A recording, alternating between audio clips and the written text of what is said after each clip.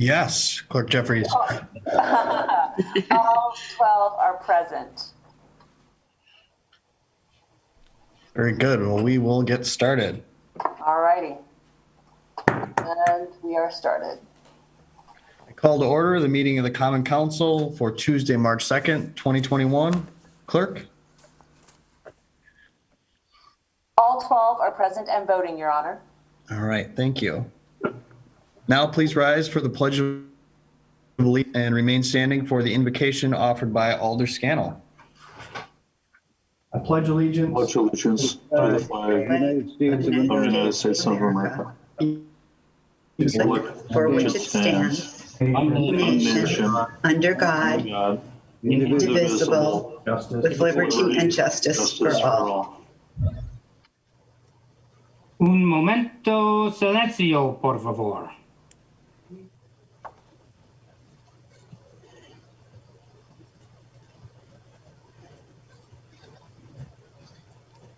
Está bien.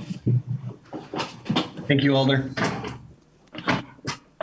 Entertain a motion on the minutes. Motion to approve the minutes. Second. Motion made by Alder Scannell, seconded by Alder LaFave to approve the minutes from the February 17, 2021 Common Council meeting. Any corrections? Seeing no requests, all in favor, please signify by saying aye. Aye. Opposed, nay. The ayes have it, minutes have been approved. The agenda. Motion to approve. Second. Motion made by Alder Scannell, seconded by Alder Corpus Dax. Any changes? Seeing no requests, all in favor, please signify by saying aye. Aye. Opposed, nay. The agenda is approved. Report by the mayor. So just a couple remarks here. Of course, we have a cooperative governance agreement between the city of Green Bay and the United Nations before us tonight. Had some good discussion last week, held things over because we were sort of double booked with the county board. I, of course, am very prepared to move forward with this agreement, urging a majority of council to do so tonight. That's gone into this discussion and this agreement. So I would certainly leave someone out by listing everyone, but I do want to recognize a few individuals who have been incredibly instrumental in bringing us to this point. So Clerk Celestine Jeffries, in her former role as Chief of Staff, spent an enormous amount of time on this agreement, working with principally Melinda Danforth with the United Nations on many of these details. And so just wanted to thank her, recognize her and Melinda for their great work on this agreement. It's really been a pleasure to work with Chairman Hill on this as well. So also want to recognize his leadership of the United Nations and the spirit with which he and the business committee and our administration have entered into this. Undoubtedly, this oftentimes comes down to dollars and cents. And I think it's really important to recognize that the arrangement that we have in place here, I think, is a good one for our taxpayers and for our residents. But in addition to that, as I've said previously, this really does move us forward to a genuinely cooperative governance between the city of Green Bay and the United Nations. It puts the nation on really equal footing with us as a sovereign nation, somebody that, an entity that we're really looking forward to working cooperatively with to tackle some pretty significant challenges that we face as a city and they face as a sovereign nation and government. So again, urging council to move forward with this agreement tonight. As I said, I believe this is a really good deal for us as a city, a good deal for our taxpayers and residents, and mutually beneficial and respectful of both of our entities. Also wanted to, we don't have recognitions and awards on the agenda tonight.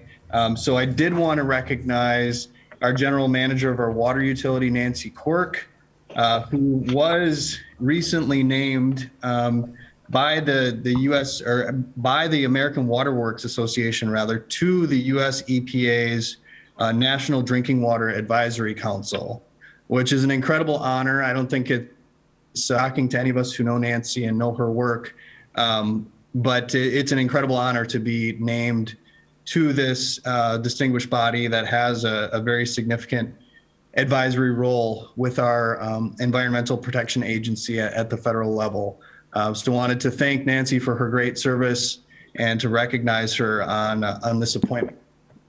And with that, absolutely. Any words for us, Nancy?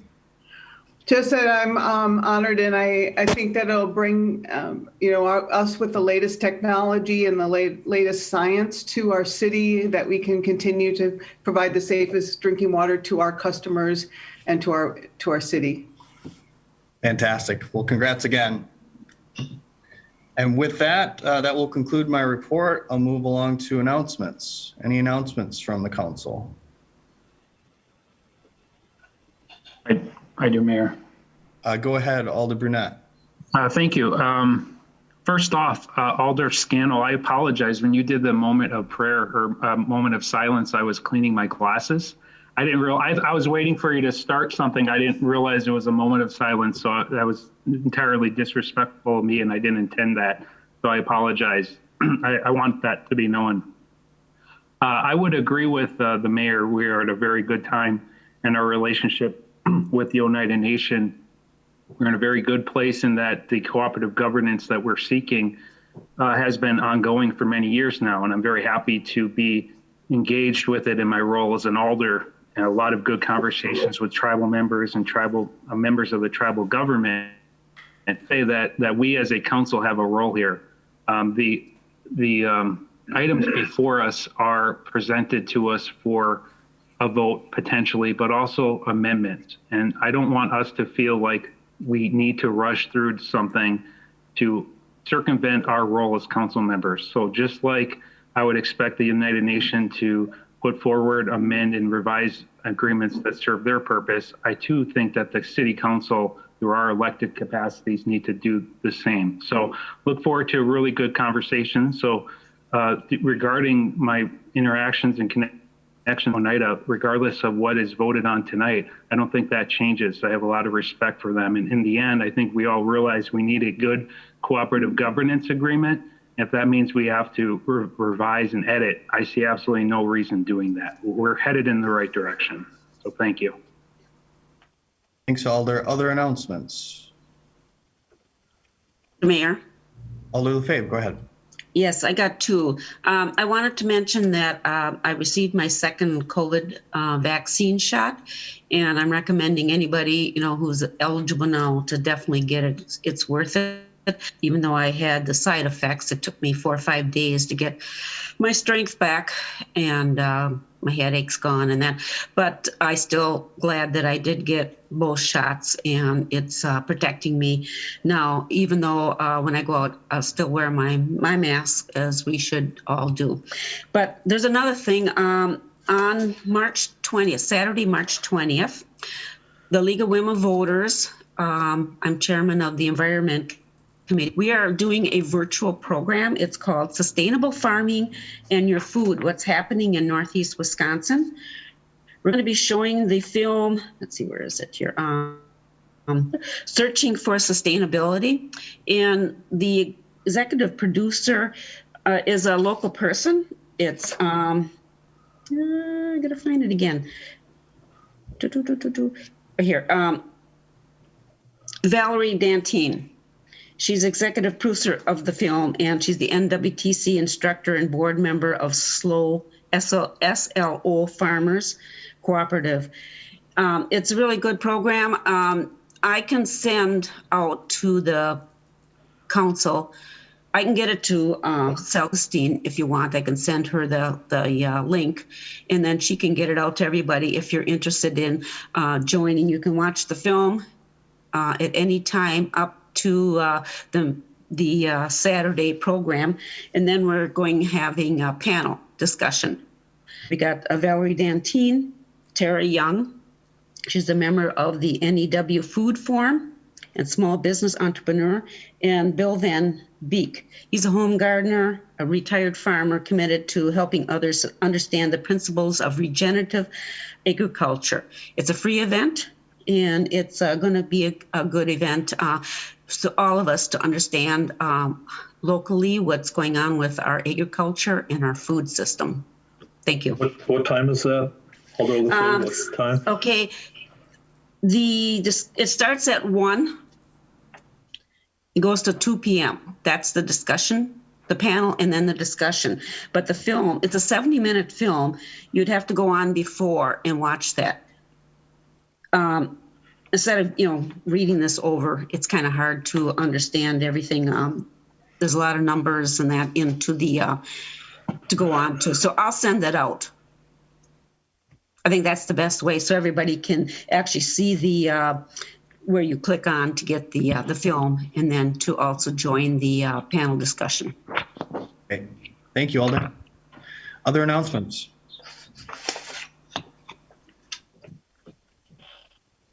Okay. Seeing none, we will move along to ordinances, second reading for adoption. Motion to suspend the rules. Second. A motion has been made by Alder Scannell, seconded by Alder Dorf, to suspend the rules and take up these items with one roll call vote. All in favor of that motion, please signify by saying aye. Aye. Opposed, nay. The ayes have it. The rules are suspended. Motion to adopt. Second. Motion made by Alder Scannell, seconded by Alder Corpus Dax to adopt items 1 through 3. Any discussion? Seeing none, we will use the board.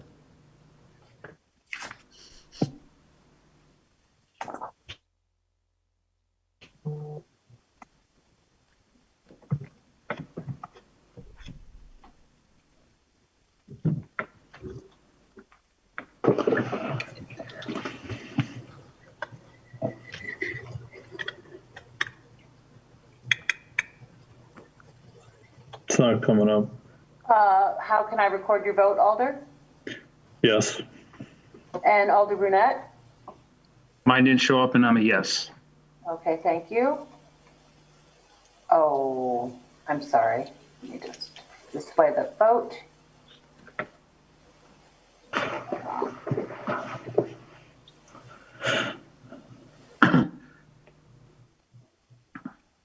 And there you are. The motion is passed. And those are adopted 12-0. Now we will move on to the Improvement and Services Committee report. Motion to approve. Second. Motion made by Alder Scannell, seconded by Alder Stevens to approve Report J, which is the report of the Improvement and Services Committee from February 24, 2021. Any items here to be handled separately? Number 1. 4. So I have items 1 and 4, is that right? Correct. All right, hearing none others, all in favor of approving the remainder of that report, please signify by saying aye. Aye. Opposed, nay. The ayes have it. The report has been approved with the exception of items 1 and 4. Your wishes on items 1? Motion to approve. Second. Motion to approve made by Alder Scannell, seconded by Alder Corpus Dax. The item was pulled by Alder Dorf. Thank you. I would like to make a motion for this to go back to committee. We need to find a funding source for this, and this possibly wasn't known at committee, but this would be city funded, not by the residents, because it's a sidewalk that's not in front of their homes. So I think that the Improvement and Services Committee would really want to talk about this and determine which year might be the appropriate year to put that funding in. So can I just make a motion on top of the motion to approve? Motion to send back to committee? Yeah, motion to refer back to committee made by Alder Dorf, Second. seconded by Alder Gerlach. Any further discussion? All in favor, signify by saying aye. Aye. Nay. The ayes have it. That item has been referred back to the Improvement and Services Committee. On to item 4. Motion to approve. Second. Motion to approve made by Alder Scannell, seconded by Alder LaFave. The item was pulled by Alder Galvin, I believe. Thank you, Your Honor. This is part of the project that I had started a few years ago, and it's finally coming to fruition this year, where the city has a plan to bring all our sidewalks up to code within the next 15 years or less. The first letters are getting ready to be mailed out to the homeowners that have been identified that need their sidewalks replaced. And I was going through the information that's going to be contained in that letter. And at the very bottom or near the very end, there is a small line that says, if you have any questions, call this number. There's a lot of information that goes on before that. A lot of these people, especially when it comes to my area, and I'm sure with others, the property owners are elderly.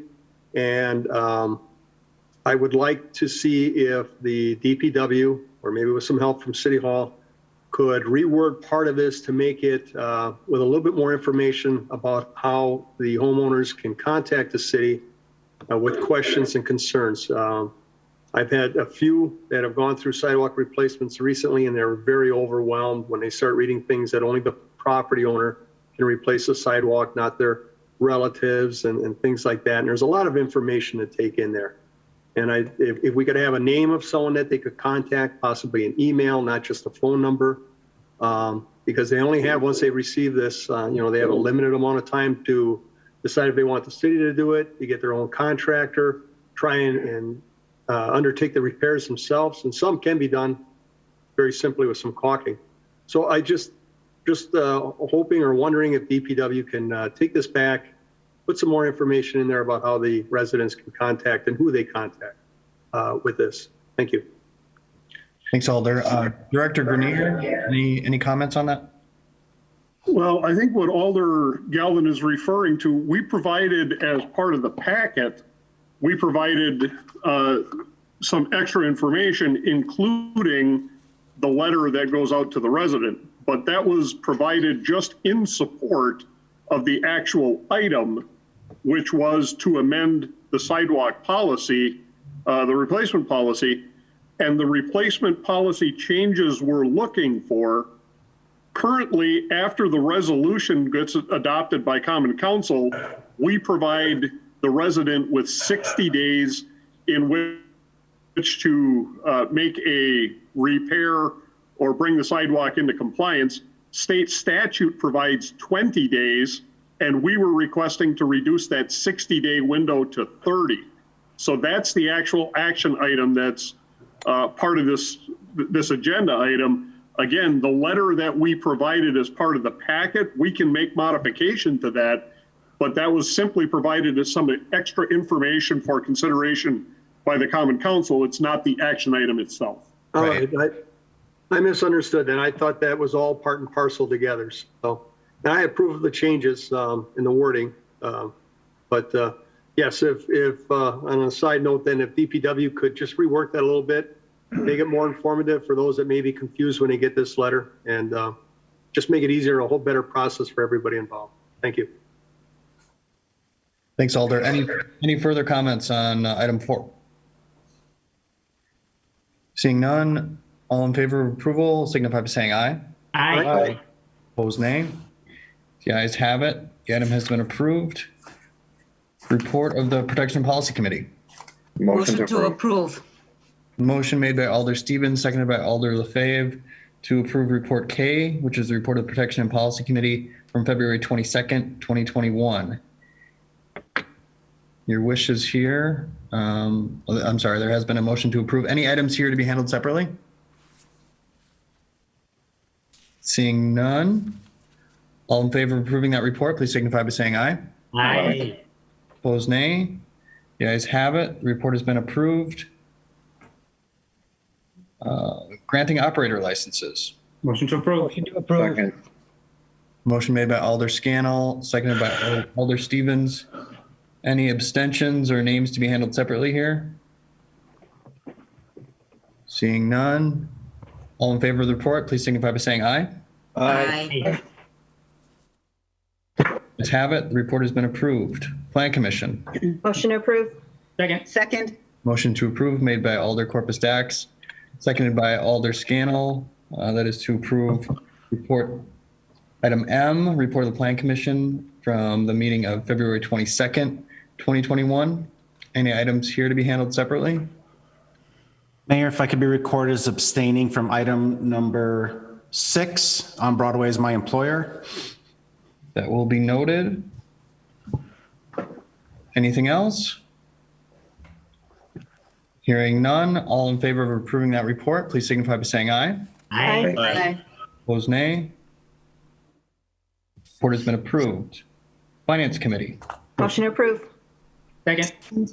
Motion to approve made by Alder Corpus Dax, seconded by Alder Scannell. To approve item N, report of the Finance Committee from the meeting on February 23rd, 2021. Any items here to be handled separately? Number Three. 3. Number 3. Any others? Item 3 will be handled separately. Hearing none others, all in favor of approving the remainder of that report, please signify by saying aye. Aye. Aye. Opposed, nay. The ayes have it. The report has been approved, with the exception of item 3. Motion to approve. Second. Motion to approve made by Alder Scannell, seconded by Alder Dorf. I believe that item was pulled by Alder Dorf. Well, it was a tie, so Alder Burnett can go. Thank you. Very generous of you. I would like to make a motion to refer to the Finance Committee, to refer back.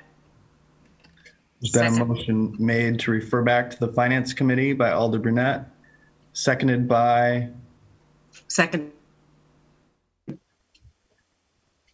Alder Lefebvre. Mhm. All right. Any discussion? Alder Dorf. Yes, certainly, I would be definitely against referring this back to finance. I think that we need to have this discussion with the full council. The problem is that all the elders can't possibly show up to all the committees. There's a lot of work that needs to be done with the full council present. And rather than doing it twice, having it at finance and having it at council, it makes a lot more sense to just talk about this tonight. So I would definitely be voting against referring it back to finance. Thank you. Thanks. Additional comments from council? I do. On the motion, Alder Burnett. Yeah, I mean, there are a lot of things that I would like to discuss, and I think it would be better at the Finance Committee level. We have, done committee work on the floor of the council, and we're told it's not always good. And then sometimes we don't do committee work at the floor of the council, and it's like either way, we go back and forth whether we do committee work at the full floor or not. And this is a situation where to refer it back to the committee, Alder Brian Johnson was not available at the last committee meeting. And then yes, last time we had to rush through because the full council, 2 members of the council had to leave for a county board meeting. So I think that referring back is appropriate. Again, I don't understand the rush to get something approved tonight. I really don't. We have to make sure it's a good agreement that respects the tribe's sovereignty, but also is good for the taxpayers and residents of the city of Green Bay. And it's a discussion we should have at the committee level. And I would encourage you all, because of the issues, to attend the Finance Committee there. The Finance Committee then offers a recommendation. The recommendation at the Finance Committee a few weeks back was to approve. It was on a vote of 3-0. But we then at the meeting a couple of weeks ago, we obviously didn't approve it. We, decided to defer to this meeting. But I have enough information that I have then that it would be better to be discussed at the committee. In favor of referring back to the Finance Committee. In the end, we know we need a deal. We know that. But it's what deal gets approved by this body. And to do it properly, I think it needs to go back to the Finance Committee. Thank you. Thanks, Alder. Alder Scannell. If we're all going to show up at the Finance Committee and work on it there, why don't we just stay here and work on it? I mean, I don't see the difference. It seems to me, sure, we want to take our time and do it right, but let's get going at it. And to wait for a committee, for all of us to show up and work on it. We're here now. I would just assume if there's something to be done, let's work on it now. Because any changes we make are still going to need to be then run by the NIDAs to get their approval or whatever changes they may make after changes we make. So I don't know that I want to drag this out too much longer. So if we're all going to get together and work on it on finance, I'd just soon stay here and work on it. Thank you. Thanks, Alder. Mayor, Alder LaFave, yes. the reason I seconded is because, I thought maybe it would be proper, because a lot of times we talk about the committee should be doing the work, not here at the council. But it's fine by me if we want to discuss it now. So I don't know, do we need to go in closed session? Well, we have to dispense with this motion. This motion. Mm-hmm. First, Yeah, and I appreciate those comments. I just want to state for the public more so than for council, but we did have the opportunity to discuss this item, as Alderdorf stated, at a finance committee meeting. Whether or not people were there for it is one thing, but we had that opportunity. We had this discussion again at our last council meeting. And it's also important for the public to recognize that 11 of our 12 alders saw really the meat of this agreement a year ago. So to characterize this as rushing the agreement through is not at all accurate. The people who serve on this body have had a really great deal of time to take a look at this agreement and offer input. Any additional comments on the motion? Alder Brunette for a second time? Yeah, Mayor, all due respect, that's just not true. We had an agreement a year ago that was stopped.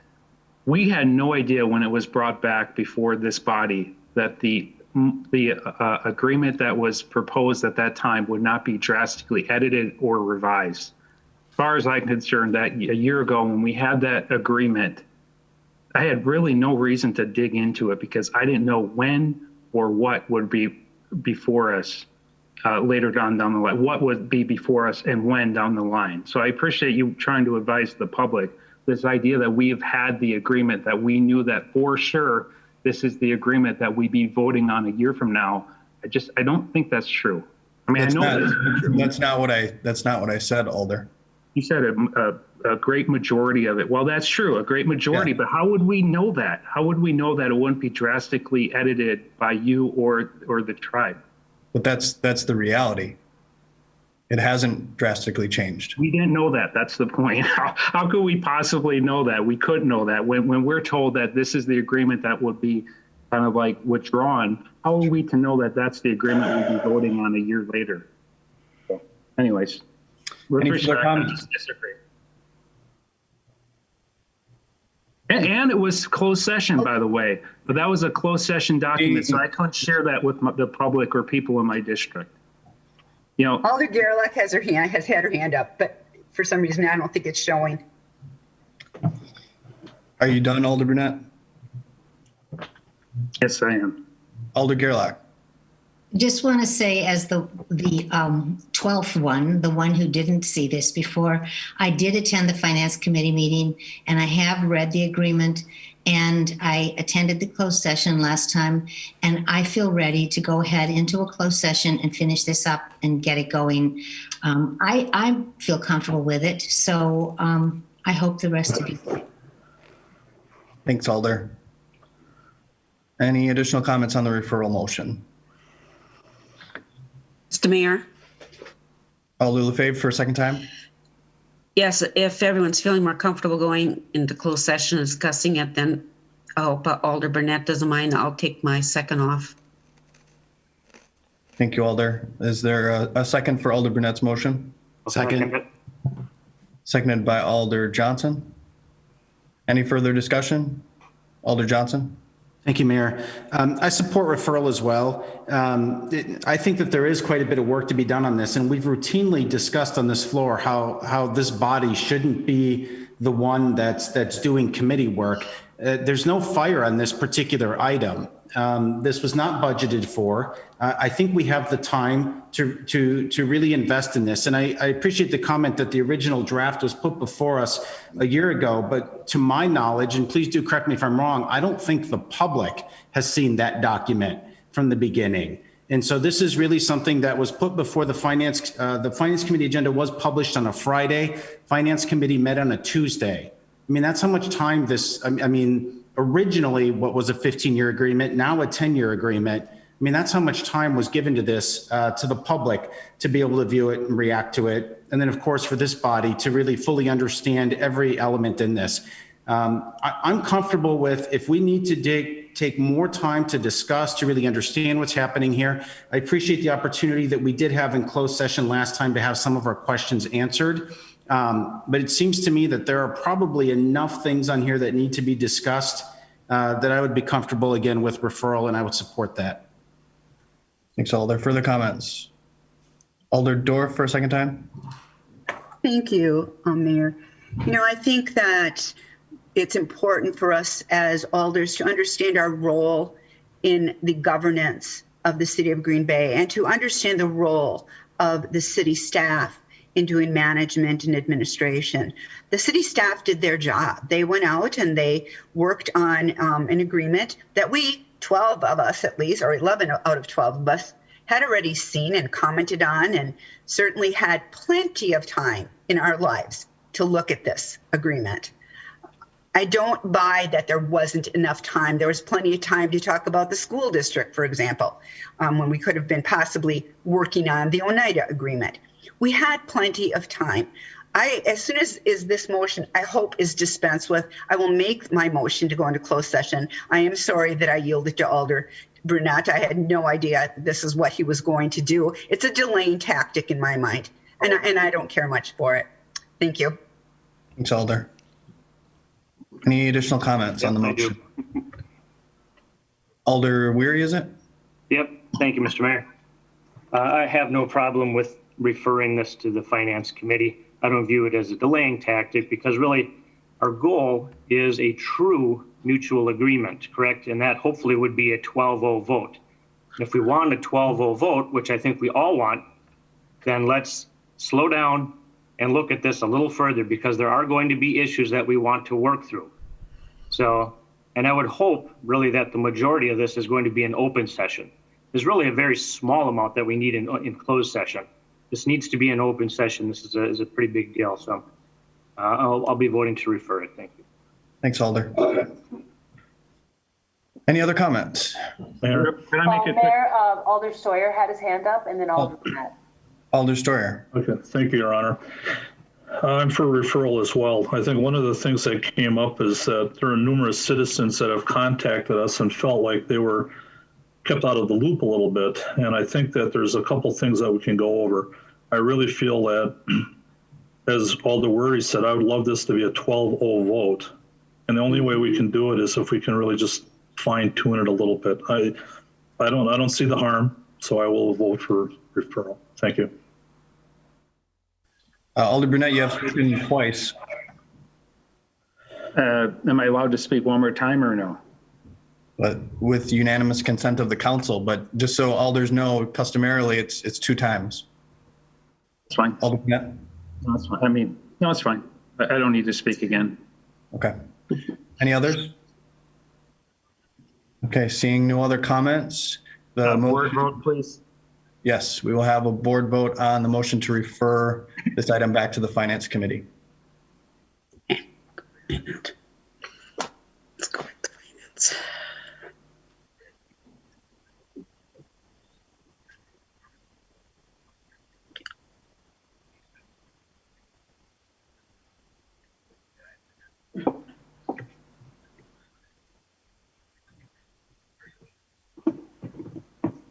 Why is that showing up again? I vote aye to refer. Mine isn't either, and I'm a yes.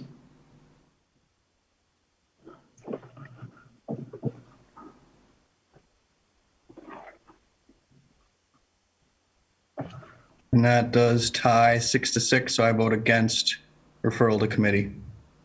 Move to go into closed session. Second. Motion has been made to go into closed session by Alder Dorf, seconded by Alder Corpus Dax. Alder Dorf, do you have the language? I do. The committee may convene in closed session pursuant to sections 19.851E Wisconsin statutes for purposes of deliberating or negotiating the sale of public properties, investing of public funds, or conducting other specified public business as necessary for competitive or bargaining reasons. The committee will thereafter reconvene in open session pursuant to section 19.852 Wisconsin statutes to take action on items discussed in closed session, if appropriate, and to consider the remainder of the agenda. Thank you, Alder. We will use the board on. Can I speak on closed session, Mayor? Yes, you can, Alder Burnett. Yeah, I'm against closed session. I've routinely voted against going in closed session on this issue. The concern inevitably always comes up.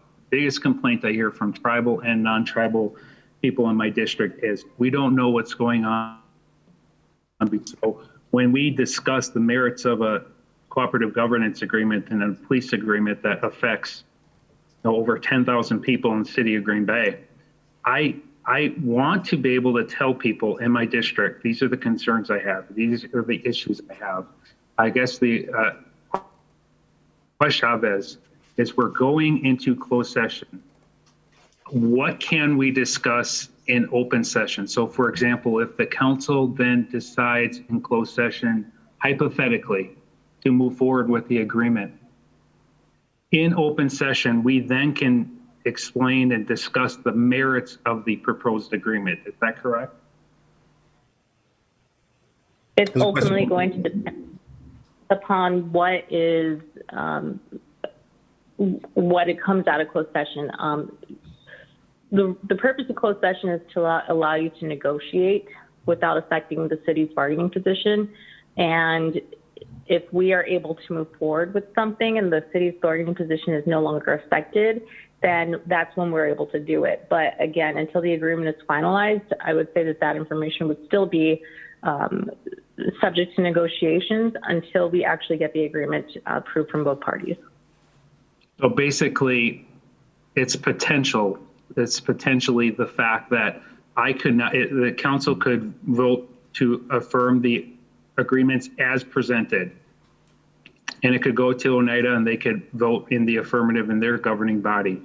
And until that point, I cannot share my concerns or my objections to certain parts of the agreements with the public or those I represent.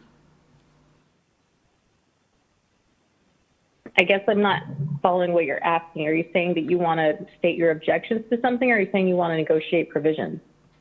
There are a page or two of amendments that I'd like to be included in the cooperative governance agreement. So if this council votes in the affirmative, let's just say of moving forward as is, then can I state when we go back in open session, these are my concerns with the agreements? If the negotiations are complete, yes. If the negotiations are not complete, if we're proposing amendments, then those should remain subject to confidentiality until such time as the negotiations are completed. Could I share my concerns with those who ask me, who I represent and serve in City of Green Bay government? It's ultimately going to depend on whether or not the city's position is going to be impacted. I wouldn't be able to answer that for you until we actually have a specific instance for me to evaluate. Okay. I'm against going in closed session. I'm telling you, this is a travesty, in my opinion, of open government. This decision will affect thousands upon thousands of people in the city of Green Bay. And the fact that many of them aren't even aware, or a dozen or so people in the last few weeks have reached out to me wanting to know what's going on, what are some things that we can propose. And I'm really, my lips are sealed basically. And I don't think under any other issue we should do that. This isn't like we're negotiating a development deal or moving coal piles, for example, that affects very few residents. This impacts thousands of residents, and I never feel comfortable going. I get negotiations, that I get, but after the negotiations are done, after we move forward with whatever recommendation is, for me to basically have my lips sealed that I can't discuss this with those most affected, never sat right with me, and I'm hoping it doesn't sit right with many of you either. It's not right. So I'm against going into Just to- closed session. Just to clarify, the obligation of confidentiality is only until the negotiations are complete. Once the city's position is final, and the negotiations are final, binding, where there's no basis for confidentiality at that point. I have an attorney's opinion that said they can meet in closed session to get advice from their attorneys on actual or potential litigation surrounding the agreement, but they should be debating the merits of it in open session. They can also discuss their negotiating strategy in closed session. Do they want to make additional demands? What are they willing to settle on? But the actual merits of the agreement, I should be able to discuss in open session. And that I have another attorney's opinion on. So I think I need to, if this goes forward, when we go to open session, I want to be able to say, these are the things that I'm really objecting to in the agreement. So. Can you share which attorney you are conversing with? No. No, I mean, I'm willing to at some point, but I don't, in open session, I don't see a need to do that. Any further comments? Do you dispute what they're stating, though, Attorney Chavez? Your Honor, For what purpose, Alder? For open government or No, council like? no, I'm referring to Alder Scannell. For what purpose? just a question. Has Oneida approved this agreement yet? Or are we going at it first? I believe they did approve it today. Their business committee approved the agreement today. Okay, thank you. Thanks, Alder. Any further comments on the motion? Yep. Mr. Mayor? Alder Gerlach. I just want to try to make sure I'm understanding what Attorney Chavez is saying, because I think I want to make sure that Alder Brunette is understanding what I think she's saying.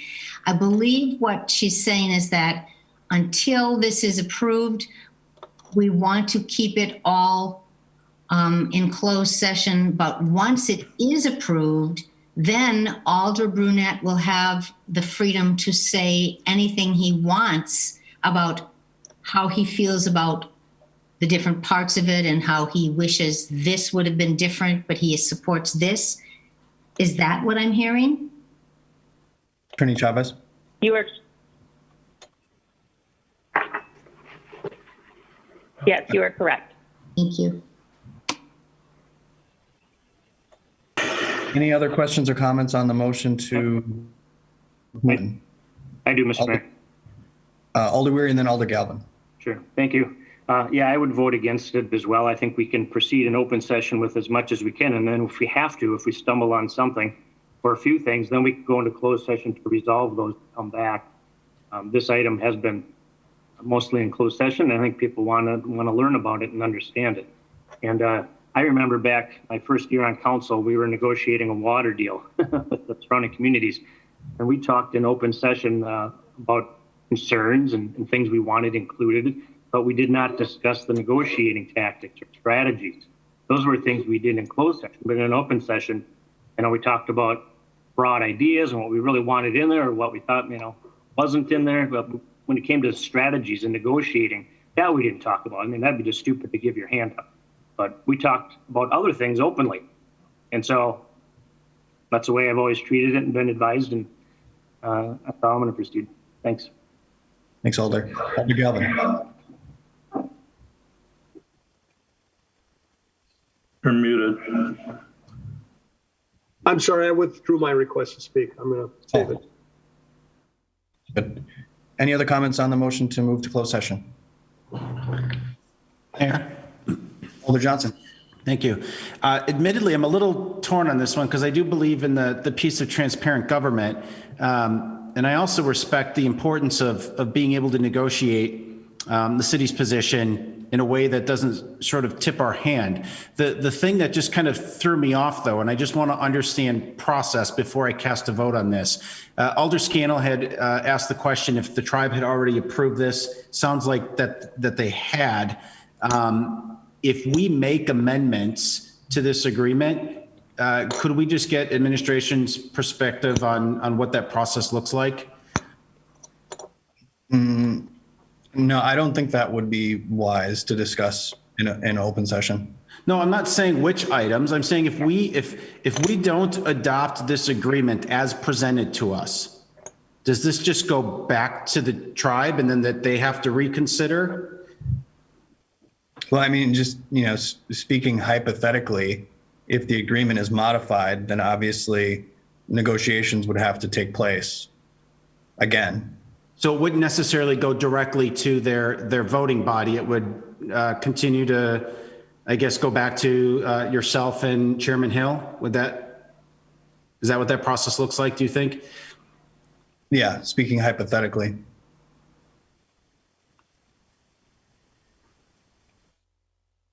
Okay.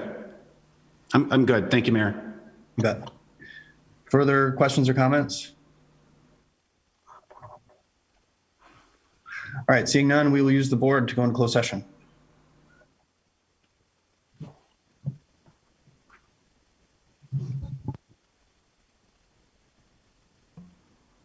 Excuse me, we're voting yes or no to go into closed session? Correct. Thank you.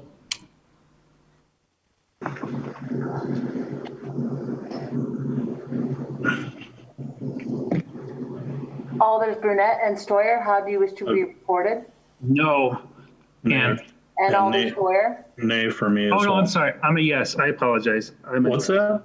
What did that mean? We're going into closed session, right? I voted no. Closed To be session. reported as yes for going to closed session? I'm all torn up. I'm trying to sign back out and sign back in, so I'm a little mixed up. I'm against going in closed session, so I'm a no. I apologize. I had it right the first time.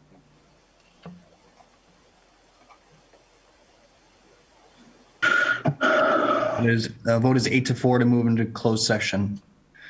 So just hold your comments until Clerk Jeffries is able to move everyone from the public into the waiting room. Clerk Jeffries, it's probably best just the entirety of senior staff in closed session, just in case there are any questions for department heads. Thank you, Alder.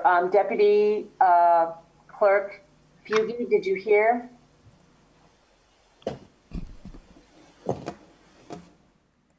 Yes, I did. Thank you. Thank you very much, Deputy Clerk.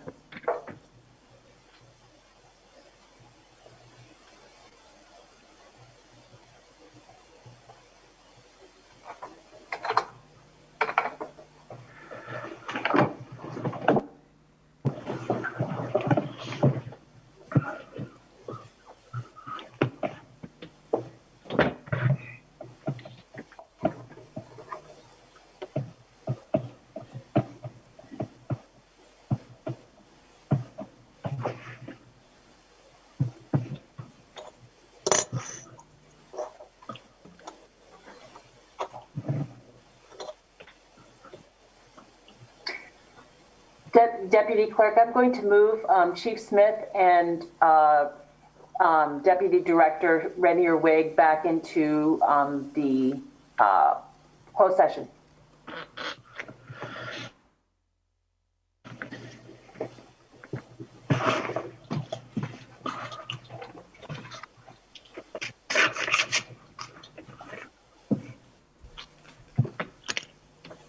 Okay. Motion made by Alder Stevens, seconded by Alder Scannell, we'll say. All in favor signify by saying aye. Aye. Opposed, nay.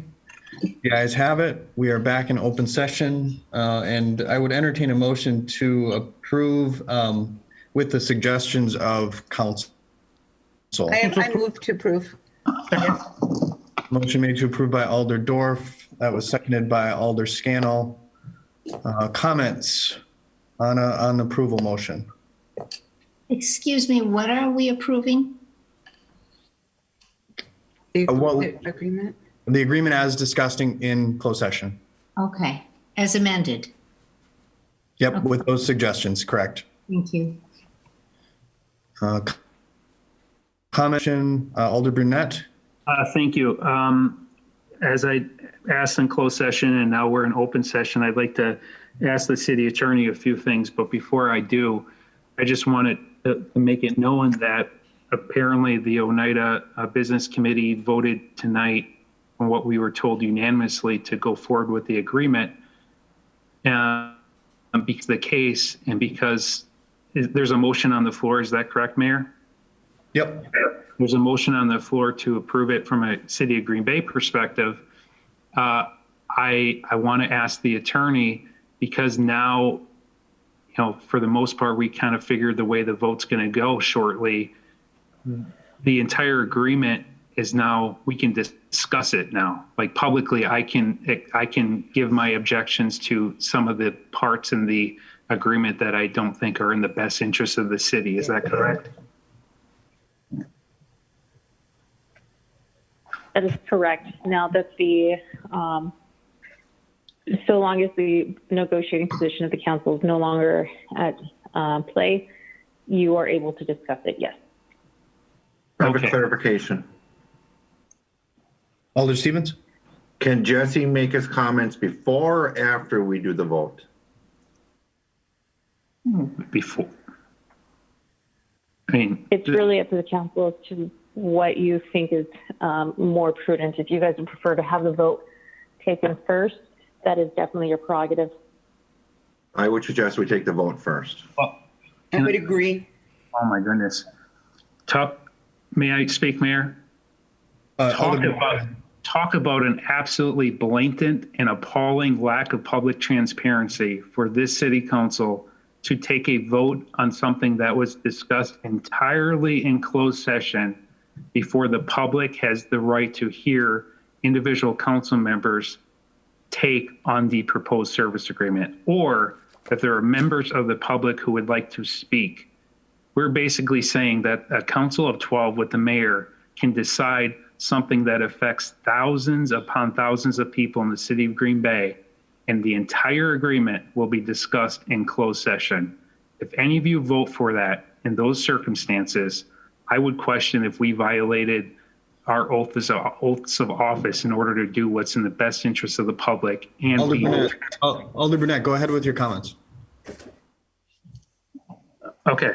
No, I'm not going to be limited. I have a statement that I posted recently, and then I'm going to go through. Mayor, you're not going to hold me to my 5 minutes, or can I speak? Well, you don't have to. It's not up to me, Alder. You have to ask unanimous consent of the council. I would. Go ahead. I make a motion that he has the time he needs to make. Second. Motion limited time to Alder Brunette. All in favor, signify by saying aye. Aye. Opposed, nay. Nay. The ayes have it. Proceed, Alder Brunette. No, I'll be honest with you. Over the last 3 years since I got elected and campaigned in the district in April 2018, I have been really hopeful that we would come to a service agreement or cooperative governance agreement. I'm very grateful that we are now at the point where we are at. But I'll be quite frank that I thought at this point of the stage of the process that the city council would show a little more respect for their positions as council members and propose amendments that make it more acceptable to a great number of people who live on the Oneida Reservation within the city of Green Bay. You all can have your different opinions on that, but that's simply how I feel. For the last 3 years, I've really developed a lot of relationships within my district that includes tribal members, non-tribal members, tribal homeowners, non-tribal homeowners, some business committee members of the Oneida Nation, as well as every other perspective as possible. And so what I have shared with the council members in closed session over the many years is my heartfelt belief that we need a cooperative governance agreement, but the cooperative governance agreement as proposed will create a lot of the same struggles that we had that caused the city and the tribe to basically not have a service agreement over the last several years. I have a lot of respect for Oneida. I have a lot more respect and understanding of their sovereign status and their sacred connection to the land. And so as a city government, when we say we're going to stand in the way of putting land in trust, that's deeply offensive and personal to them. And I understand that. And so I've kind of softened my position on that. But it's all about cooperative governance at this point. It's about how people get along within our neighborhoods. And to the tribe's credit, they have done a great job. To the city of Green Bay staff's credit, they have done a great job. To neighborhood association representatives, they have done a great job. But due to the sensitive nature of these discussions, there are a lot of people in my district who have come forward with concerns, but they don't want to come public with them because it's very stressful time right now. And the last thing you want to do is be deemed as standing in the way of sovereignty. But the issues will continue. And so when I wanted to make some amendments, which I'm going to go down for the sake of public disclosure, it was to get an agreement that we could all work with from day one that protects us today, but also in years 2 and 5 and 10. That it's a long-term agreement that both sides work together to address cooperative governance. Cooperative governance isn't just getting to an agreement. It's getting to a good agreement for both sides and executing the agreement over the length of the agreement. Several of us on the council here, including the mayor, including some members of the tribal government, may not be within their positions in the next 2, 5, 10 years. But therefore, we are going to be bound by a decision body reaches. The last service agreement was negotiated in 2009, or that's when it was executed. It allowed a 3-year opt-out. It was a 15-year agreement. 2012, the city council, didn't exercise the opt-out, nor did the tribe. 2015, the city did. Both sides were working in good faith to come to a solution to edit the agreement. For whatever reason, 2 or 3 councils, very few of us were there at the time, but the city council of the term 2014 to 2016 unfortunately decided to terminate the agreement. So from 2016 to 2021, we have not had an agreement. And that's really unfortunate because we lost obviously a lot of revenue from Oneida, but we lost an opportunity to strengthen our bonds between the two governments. And it's all the conversations I've had. But my fear is a lot of the issues that arose from the previous service agreements really aren't addressed that well in this new agreement.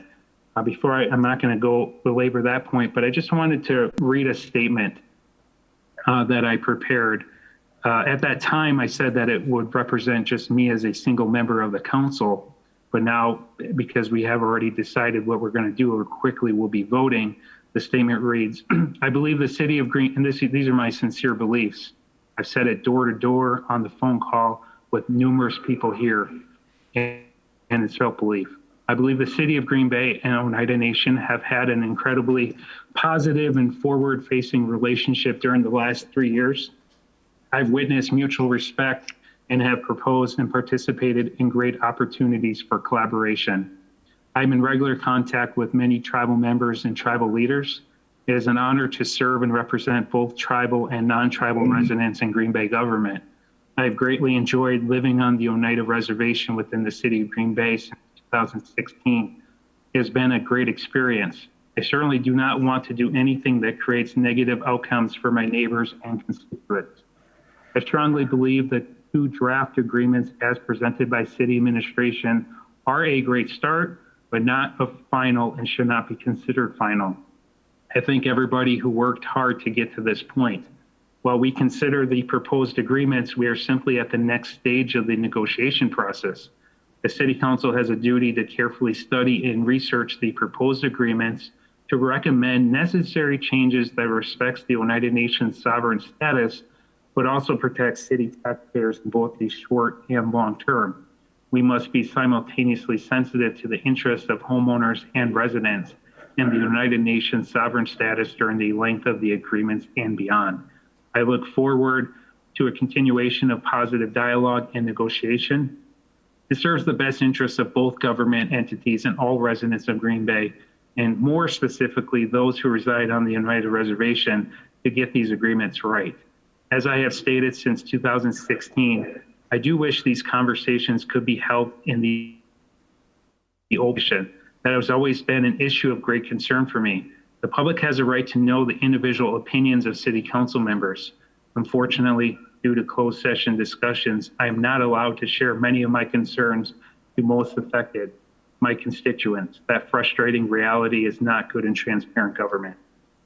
I vow to continue, and this is important because however this vote falls, I want everyone in my district, within the city, and within the United Nation government to know this, that I vow to continue building a positive relationship between the city of Green Bay and the UN. I'm grateful to be in this elected position because I believe I have an exceptionally good understanding of this historically complex issue. My awareness has been more deeply developed since 2018 in a variety of ways. I look forward to helping the City Council and public navigate through the agreements in my role as Alderman, City Council President, homeowner, taxpayer, and a joint resident of the City of Green Bay and the Oneida Reservation. So, Attorney Chavez, I would like to, I'm not going to list all of these suggested amendments that I proposed, but for the sake of public transparency to my constituents to know that I did what I, in my role as their representative, I'd like to share the amendments that I proposed that, and the outcome of the amendments. Is that okay? Am I able to do that?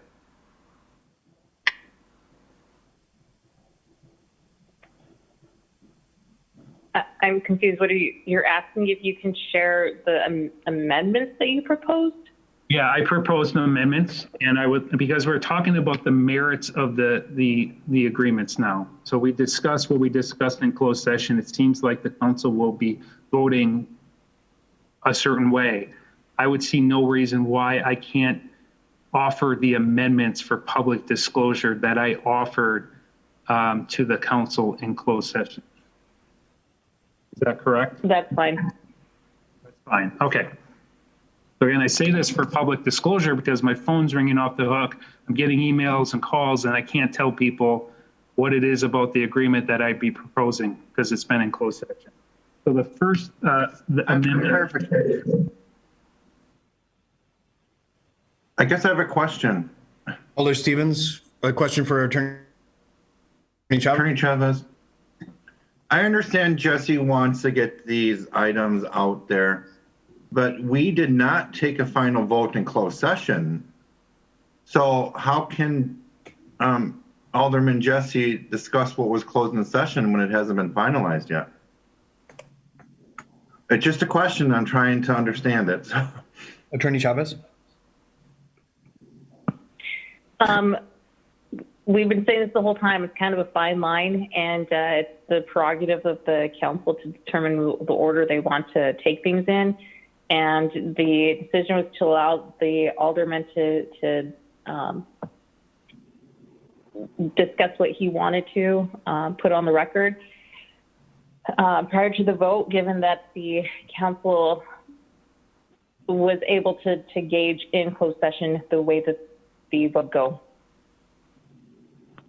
Could I also have a point of clarification?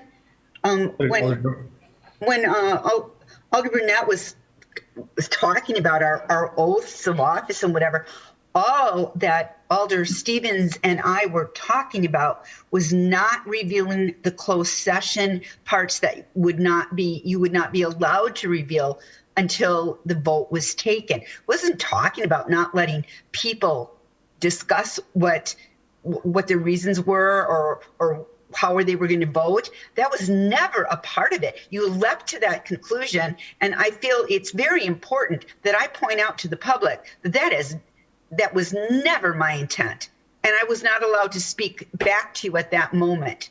But that was never my intent. I just wanted to make it clear that things that you couldn't say in open session were not going to be said. So when we voted, I just voted yes to let Jesse have as much time as he wanted. My vote yes had nothing to do with allowing him to say things that shouldn't be said in open session until a vote is taken. So I'm not really clear on what we voted. I was fine with him talking as long as he wanted to talk, but are we sure this is okay? We haven't voted yet. Yeah, no, I think it's a fair question by Alder Stevens and Alder Dorf. I think it's important, just to allow Alder Burnett to talk about his priorities. But Alder Burnett, we of course would just ask you to respect, the rules of closed session and what's allowed to be disclosed and what isn't. But as long as comments are kept to what your priorities might be for an agreement of this type, I think that's acceptable. So thank you, Mayor, and I believe the attorney and mayor for the meeting kind of came to the same conclusion. I didn't mean those comments directed for any specific person, Alderdorf. If you felt that way, then that's not my intent. I'm talking just generally as a council, that if we at that time would have voted to, vote first and then I disclose after the fact, it just seems odd because up until that point, this is the merits of the deal. So I'm not going to discuss all of these because if there are in fact, some alders who do change their mind on this vote, I don't want to hurt any of our negotiating leverage for more controversial or what could be considered controversial, although I don't think they're that controversial at all. The first amendment that I suggested in the 10-year agreement was to allow the city and the Oneida Nation to opt out at the 5-year mark. So in other words, that at 2026, both sides could decide this deal's not working for us. We want to renegotiate. Could I disclose the vote total, Attorney Chavez?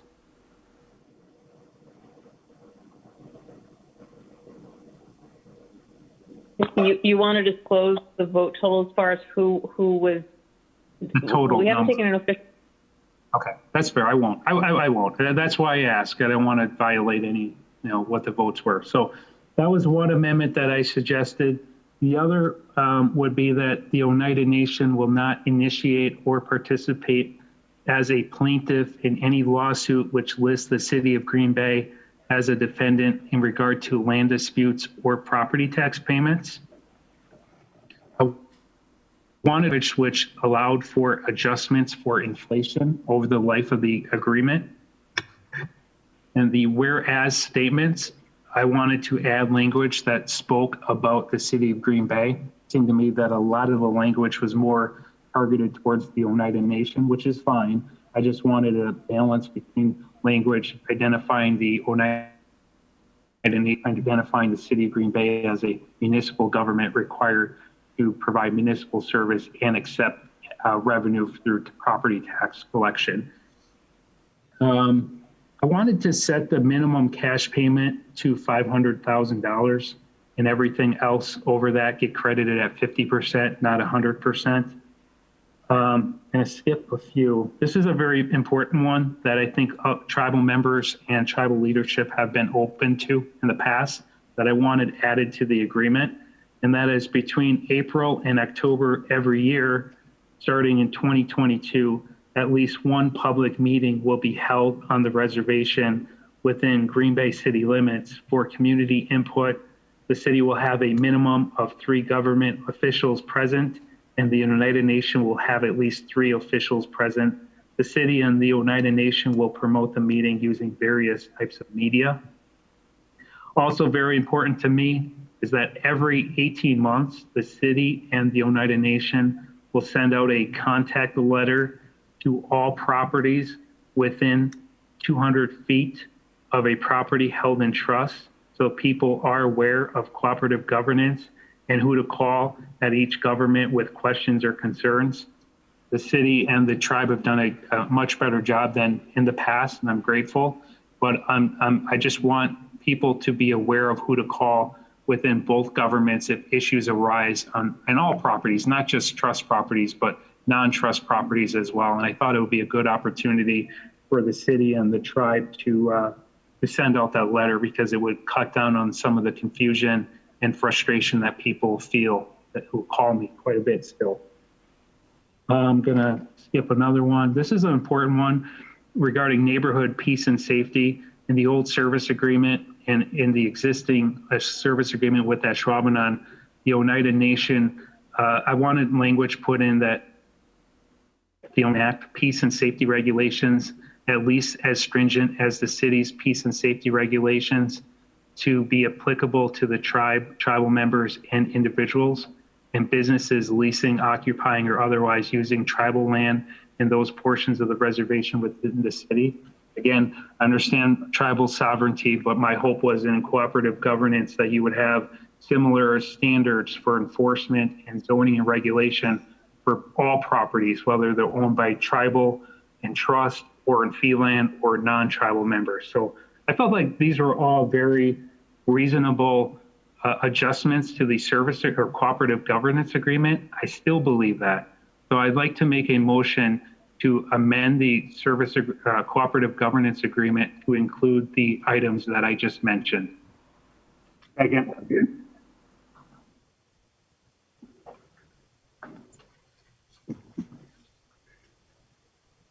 Back on that. Attorney Chavez, can you instruct us a bit?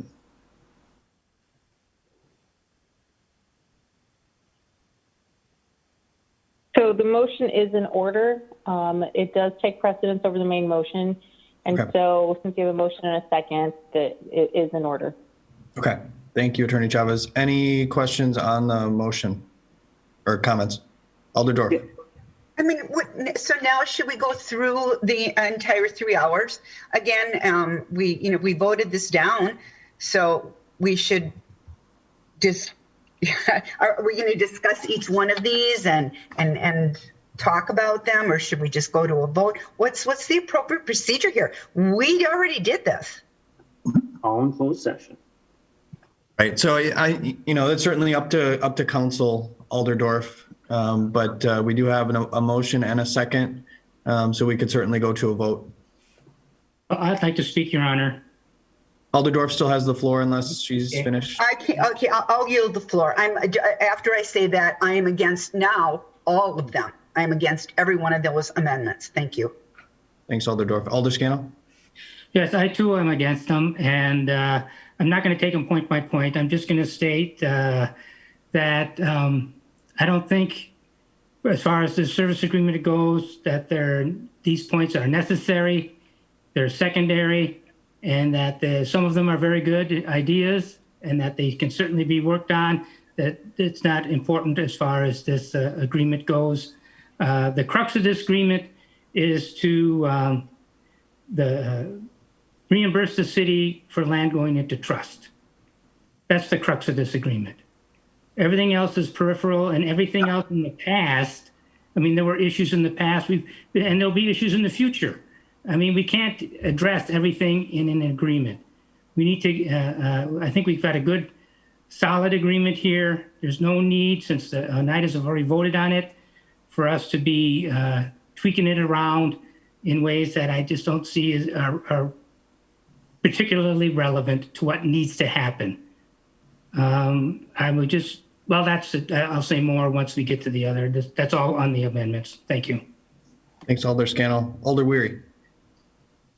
Thank you, Mr. Mayor. I appreciate the work you've done on this, Alderman Burnett. It's your district, and you've really inherited the mantle from Alderman Slottick, who also did a lot of work on this. It's not an easy issue. I've been around for most of it, and everybody wants a good agreement and a good working partnership, but that doesn't mean, you just roll over and take the least you can get. Sometimes something, is not better than nothing. And I'll be voting for this. We'll see how that goes. I do have a letter from the Taxpayers Association I'll read, but I can wait till after this vote. It's interesting to hear some of the reasons why people are against. Were pretty close votes, actually. I won't say the exact vote, but they were pretty close votes. For instance, a 5-year review. If things go sideways for either party, you should have a chance to back out. There's things that happen that neither side could envision. So to have a 10-year agreement that you're locked into, that's pretty harsh. I'm glad it went down from 15 to 10. Good step. And the inflation adjustment. Who's to say, inflation goes crazy like it did in years past, that our agreement now is really, really a bad deal for us. A lot of the other points really don't seem like non-starters. So I think we could have reached out and said, hey, what do you think? Can we work on these? So I'll vote for them. I think they're positive, good things from some lived and breathed this for many years. Thanks. Thanks, Alder. Alder Galvin. I built my first house for my family out on what's now part of the Oneida Reservation. My second house was out there. I raised most of my family from till they were young adults out there, and I understand a lot of the issues. I worked on the police department and dealt with a lot of the problems. out on that west side. And I understand what a lot of the concerns of the neighbors are also. And I saw the changes that took place, and it took understanding and education and acceptance to understand where the tribe's coming from and what their rights are. But many of the things that Alder Burnett has brought up here, and he has some good points here, but many of his points, as our legal counsel pointed out, fly in the face of federal law, and put us at odds with the tribe. Some of them, to me, are almost insulting to the tribe in what he's asking for with some of his amendments. And point of order, Mr. Mayor, point of order. The items that Alderman Burnett listed off not include any of the ones that rub against anything with federal law. He did not give off the complete list. The ones he amended are ones that do not. So that's a very clear distinction that needs to be made. That's correct. I'll withdraw that comment then. But I'm still put off by some of the amendments, most of the amendments, and I voted against almost all of them. And I find it very hard at this point to really expect the tribe to go back to the bargaining table and start taking up these items. I mean, to insinuate that the staff at City Hall rolled over and gave up too easily, unless you're involved with those negotiations or you sat down and talked to someone who's involved with those negotiations on both sides, you don't know what the tribe gave up or didn't give up, or what the city gave up and didn't give up. And, I mean, we got the information about what we got, and I think we have a pretty good deal here. It's time for us to quit messing around like we have done so many times in the past and to make a decision to move forward. And I'm in favor of this contract. Thank you. Thanks, Alder. Alder Gerlach. Mayor? Alder Gerlach, and then Alder Lefebvre. I guess this would be a point of order for Attorney Chavez. I am so confused. We listened to all of this in closed session. We debated each one of these and we voted on them. Did that mean nothing? Are we starting all over?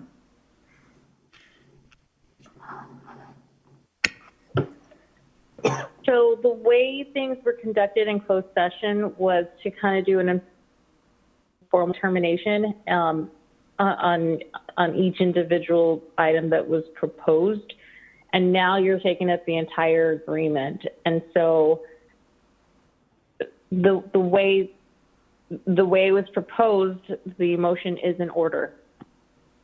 So, excuse me, is Alder Burnett now proposing a number of amendments, and our choice is going to be either to vote for it as amended or to not vote for it? What's in front of you, Alder, is an omnibus amendment that includes a number of the amendments that were discussed by Alder Burnett. He doesn't understand. So the vote here will be on the amendments that Alder Burnett laid out, but it will be one vote on those amendments that he described. Okay, so we're going to vote on all the amendments together, but it's the same thing we already voted on. Okay, thank you. If I could, I'm going to just piggyback on that. There were a number of ones that were brought up in closed session. This is only 8 of them, if I'm counting correctly. I followed along with Alderman Burnett. This is only 8 of them. It's not all of them. I think the most contentious ones probably aren't even in here. These are some of the more reasonable ones. So it's not all of them. Okay, Alder Lefebvre? Yes, I want to hear them, but the thing is that then it came out that the Oneida Business Committee or Commission, that they on this agreement. So that, I think, completely tied our hands. I think it's too late to go back on these. Maybe some did have merit, but I think it's too late. I really feel that they're going to look at us and say, you're trying to negotiate in bad faith. Come on. They voted thinking that what they were voting it on. And I don't think it's proper for us, to go back on what they agreed to now. I think it was too late. So I'm going to vote no on these amendments because it's too late. That's craziness. Thanks, Alder. Alder Johnson. Yes, it is. Thank you, Mayor. I'm going to support the amendments, but I want to explain why. So I voted for a number of these. I supported a number of these while we were in closed session, and I opposed some of them. And I think it's okay for me to acknowledge that, I kind of, to be able to have that public transparency to say that I, what types of changes that I was willing to support. And given that this is being presented as a slate of options rather than individual, I think at the end of the day, I'm elected to represent the city of Green Bay. And I think that these that are being presented in front of us actually strengthen the agreement for the city. And I think that's where our responsibility falls. I think we all have an idea of where the final vote on this is going to fall, and you'll probably hear me share some different perspectives on that, which might make you wonder what's going on. But I think that some of these were very sensible amendments. And I think what's unfortunate with this process, for better or for worse, and I understand that this is oftentimes how this works, but this is very different than a normal development agreement. This is a very contentious issue, one that affects certain districts very significantly. If there's one desire that I had that perhaps might have prevented, some of this process that's occurring right now, is if we had some proactive conversations with council to really ask council, what issues are important to you, what do you care about, and can we include that in the negotiation up front? Because this is what's happening now, is that we are trying to negotiate it internally after the fact. We are where we're at. But like I said, I'm going to support the amendments because I do think it strengthens the city's position. And I'll have some other comments to share on the agreement as a whole once we take this vote. Thanks, Alder. Let's see, Alder Brunette. Obviously, I support the amendments. Alder LaFave, and Alder, I don't mean to direct this at Alder LaFave, but the idea that if we ask the tribe to have these very basic additions, that it would somehow get in the way of them offering a counter, or that they would walk entirely away. That's just, last when we talked about the school resolution, I've heard the word conjecture. That is conjecture. We were told they voted unanimously. The amendments, now there are a few that I would suspect they want no part of, and I respect that because they're a sovereign government, and I respect that, I really do. But there are some that are good for all members of the reservation, even their own tribal members, when it comes to communicating, not just the tribe communicating to non-tribal members, but the city of Green Bay communicating to tribal members. That's what we need to understand. So my idea to have a listening session, who in their right mind would not be in favor of a community forum or listening session? This is open government. Both sides should agree to that. This is a good amendment.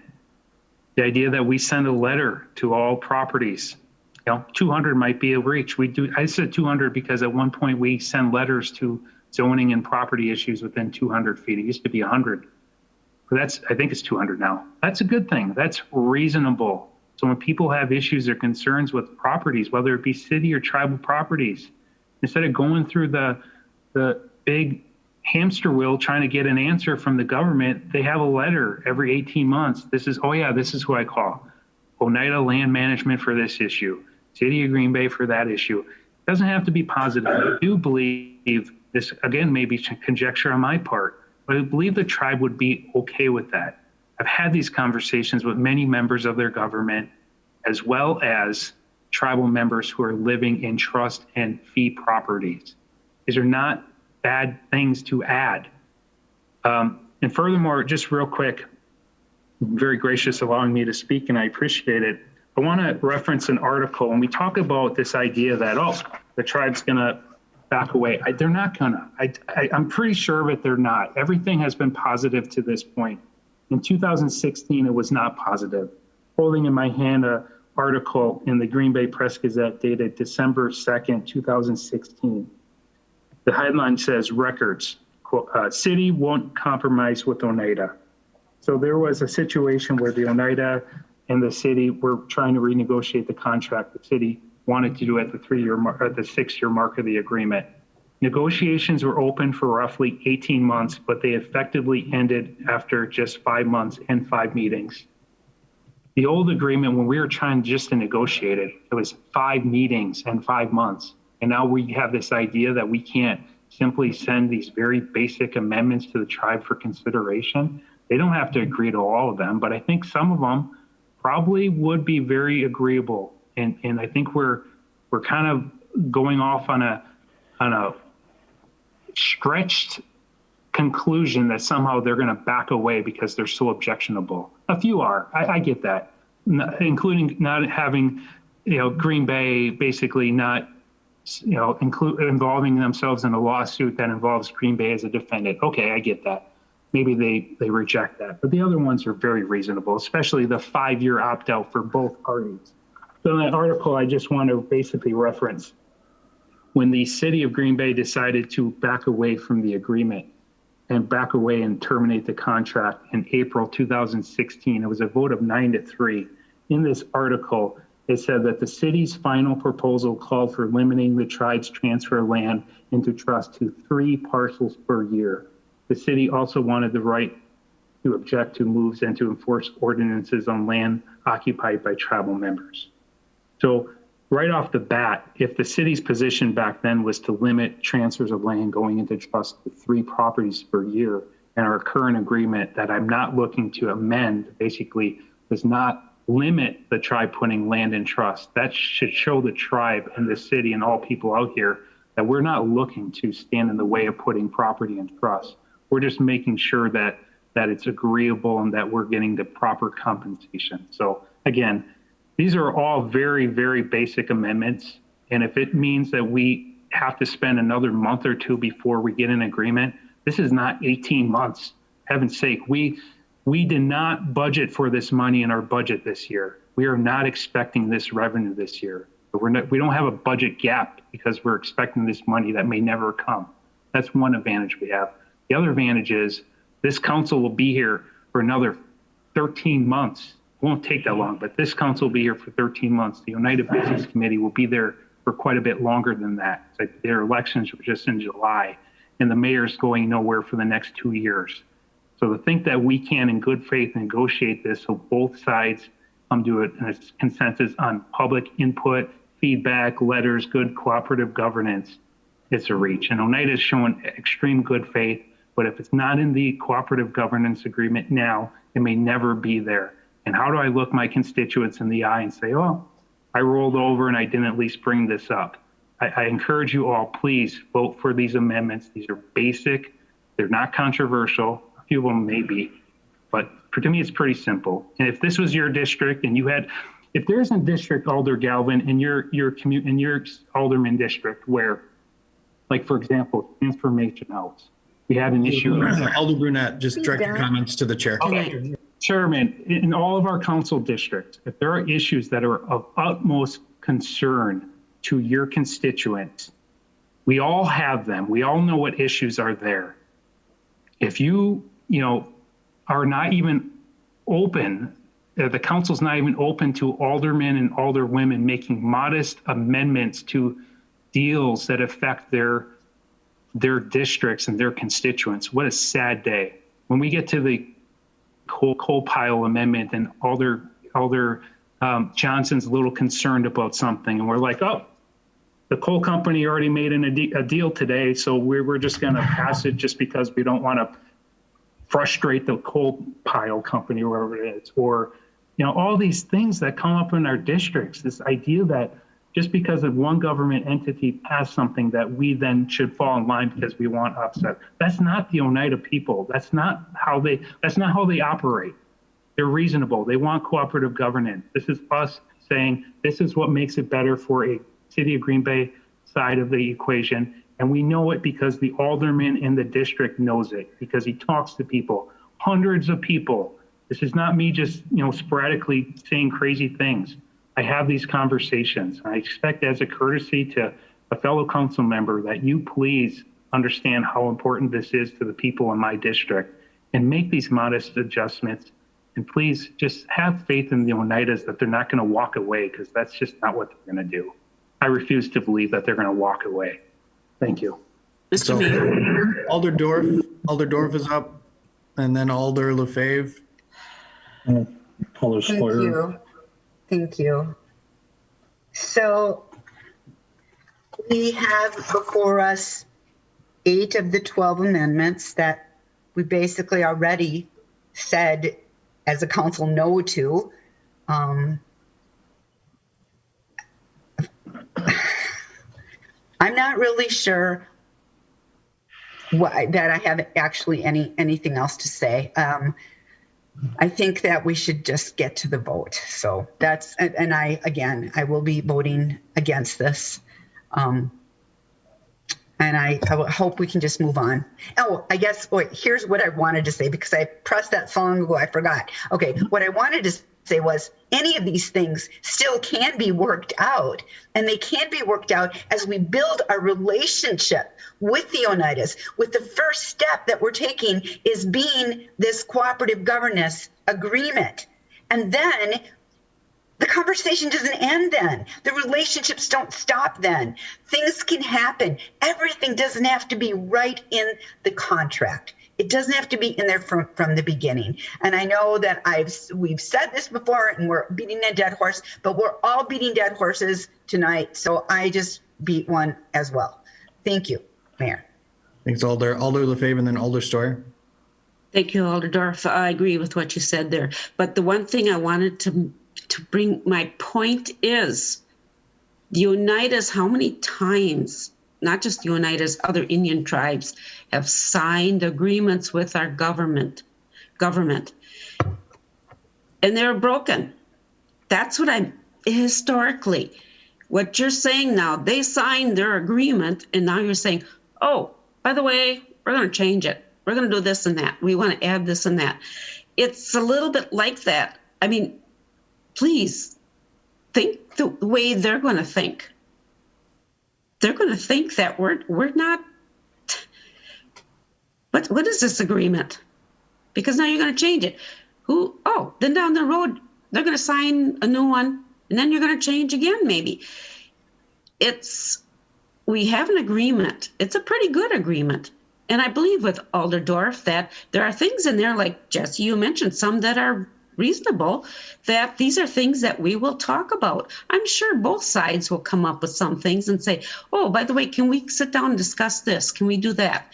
And that's what the cooperation is between the two of us. And that's what we want. We want an open back and forth.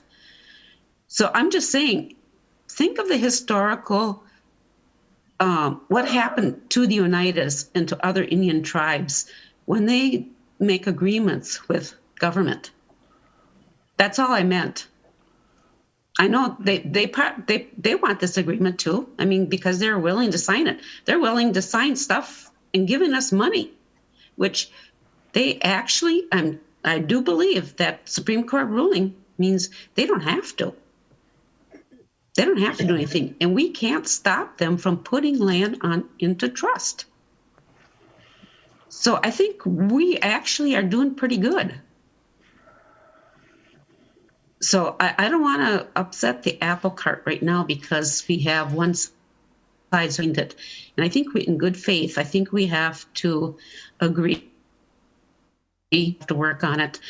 And it's not, I'm glad it went from 15 to 10, which is good. And that we will, discussions will happen later on. Thank you. That's all I want to say. Thanks, Alder. Alder Sawyer. Thank you, Your Honor. This has been one lengthy, controversial type issue. I dealt with it 4 years ago. I'm dealing with, I think, before we vote, I think each of us as alders have issues that have come up in our own districts, just within our district more so. When I first came into office, it was the gasification issue that really affected my area. And a lot of people, I talked about that, and that moved me forward to do things, whether it benefited the city or not. I was listening to the constituents. So, I look at all of us, and I look at what Alder Burnett has done. He's representing his district, and you know, none of us are in his shoes on that matter. The fact is that, yes, it is a city issue. We're all going to be affected one way or the other. I have full respect for the United Tribe. I also give kudos to the mayor and the administration for working on this. I think they did a very good job. Alder Burnett is just asking for a couple of amendments. And, you know, we discussed this back and forth. I don't see it being a major issue. And I will support him on that. Thank you. Thanks, Alder. Any final comments on the omnibus amendment offered by Alder Brunette? All right, seeing none, we will use the board. Again, a vote on those 8 amendments grouped into one as an omnibus motion. So yes is good for that, right? A yes is in favor of the amendments, a no is against the amendments.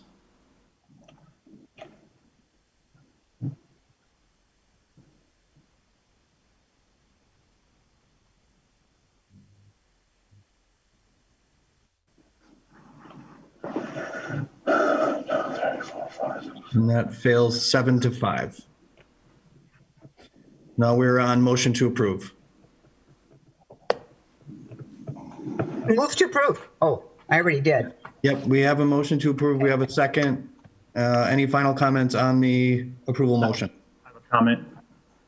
Alder Brunette. Yeah, again, I'm hoping everyone realizes that I'm doing in the best interest of those I represent. That includes tribal and non-tribal. The real shame of this is that by just foregoing very basic, or even being open to very basic amendments, this council basically will be assuring that the vote to approve will probably be what I didn't want it to be, and that is a 7-5 or 8-4 or 6-6 vote. The Oneida Nation, through their business committee, voted from what we were told unanimously. And because there's some that were inside of our city government that want this to pass through without very basic, extremely basic and non-controversial amendments that really will allow true cooperative governance. It's just not reaching an agreement. It's what's in the agreement and allowing tools to exist in executing that agreement. And all these frustrations and all of the concerns that people feel out here, tribal and non-tribal members, with the lack of communication between the city and the tribe, unfortunately, may not improve to the level that it could have. And that is because we didn't add some very, very basic amendments. We spent more time as a council, a non-binding resolution to support parents, teachers, and students on a school resolution that really had no financial, they had no ramifications on quality of life, peace and safety within the city of Green Bay, because it was non-binding. We care more about, that and allowing amendments to something as trivial as that, in some people's opinion, versus this. So the United Tribe passes it on a vote of 12, their unanimous vote of their business committee and your city government, because we did not have basic amendments that really were necessary to make it agreeable to most people. Because I have a pulse in my district and I know how people think out here. It's really regrettable. So I'm against it, not because I don't believe in a cooperative governance agreement. The opposite. I want a cooperative governance agreement, but I think it needed to be right. And this was a rush job, and I'm not comfortable with it. I'm going to be voting no. Thanks, Alder. Alder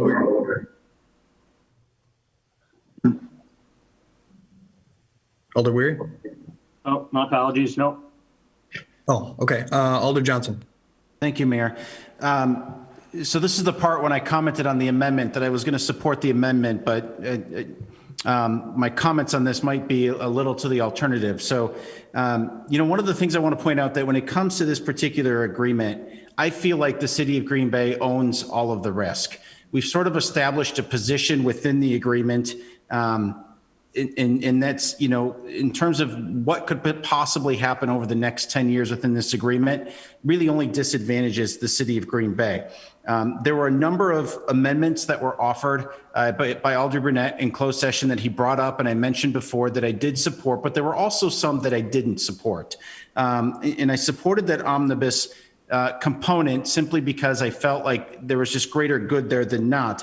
But one thing that I wanted to be very clear about is that I absolutely 100% respect the Oneida sovereignty in this discussion. And it was the amendments that actually kind of created some friction in that area were the ones that I tended to oppose the most. But at the end of the day, some of the amendments I felt were really good at mitigating that I alluded to earlier. Now, that said, I do think this is an imperfect agreement, but often in life, we're challenged to accept what's not perfect for what's good.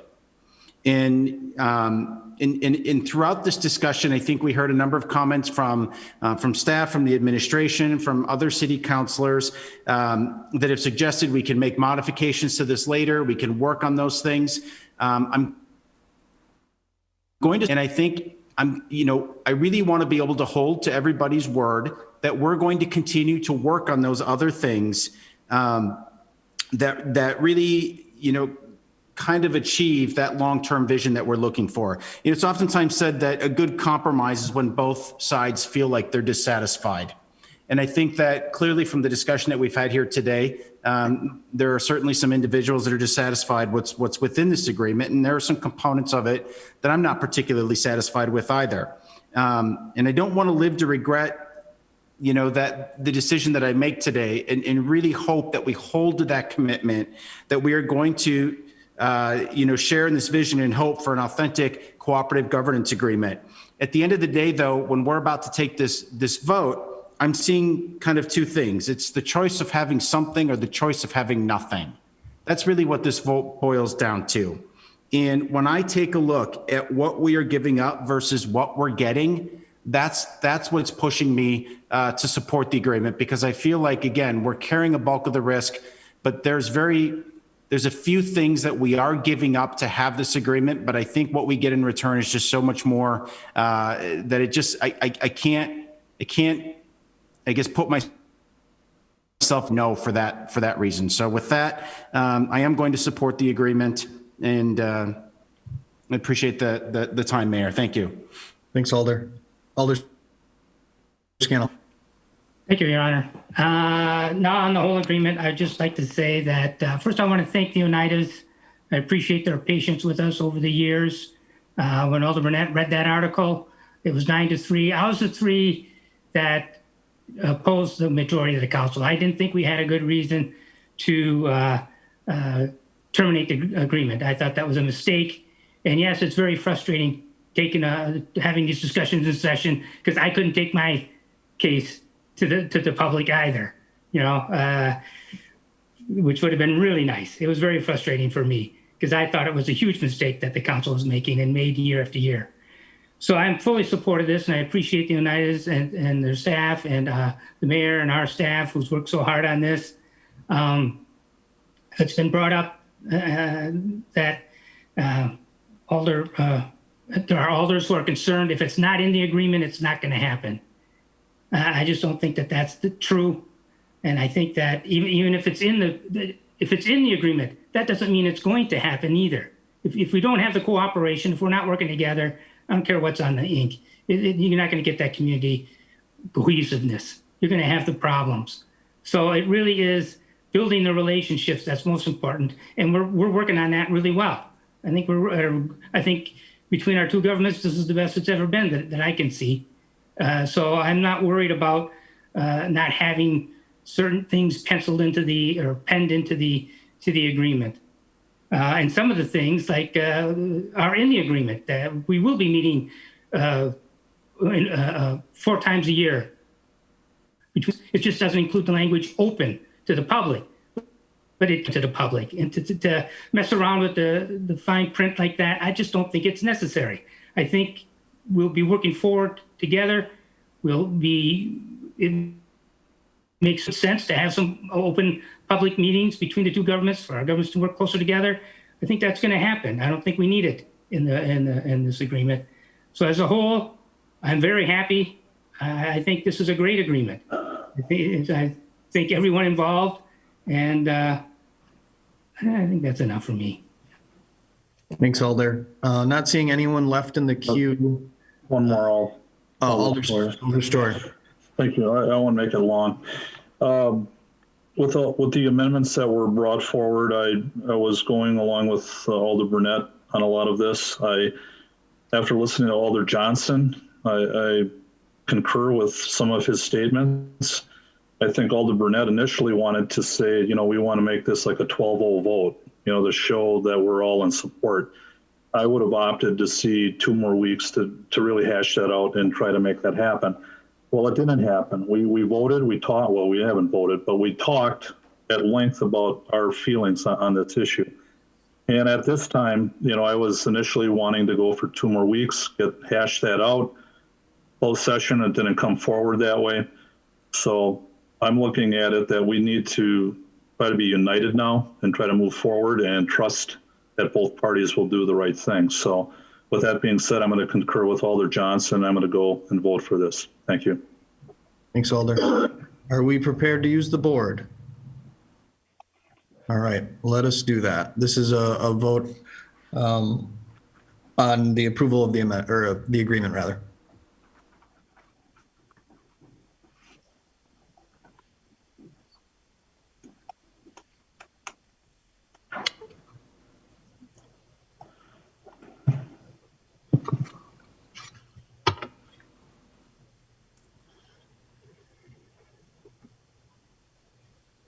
Mr. Weary?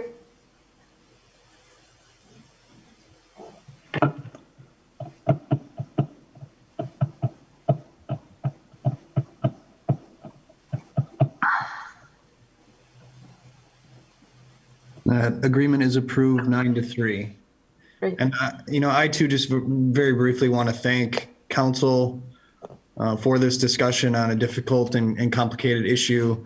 I recognized Clerk earlier in the meeting for her work on this agreement. Also, of course, wanted to thank and acknowledge Director of our Finance Department, Diana Ellenbecker, as well as our entire law department, but specifically Attorney Chavez and Attorney Bungert for their great work. And of course, thanks to all of our departmental leaders, senior staff for their involvement and participation in forming this agreement. So kudos to everyone.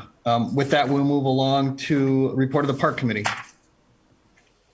Motion to approve. Motion to approve made by Alder Stevens, seconded by Alder Dorf. To approve report O, which is the report of the Park Committee from February 24, 2021. To handle separately. Hearing none, all in favor of approving that report, please signify by saying aye.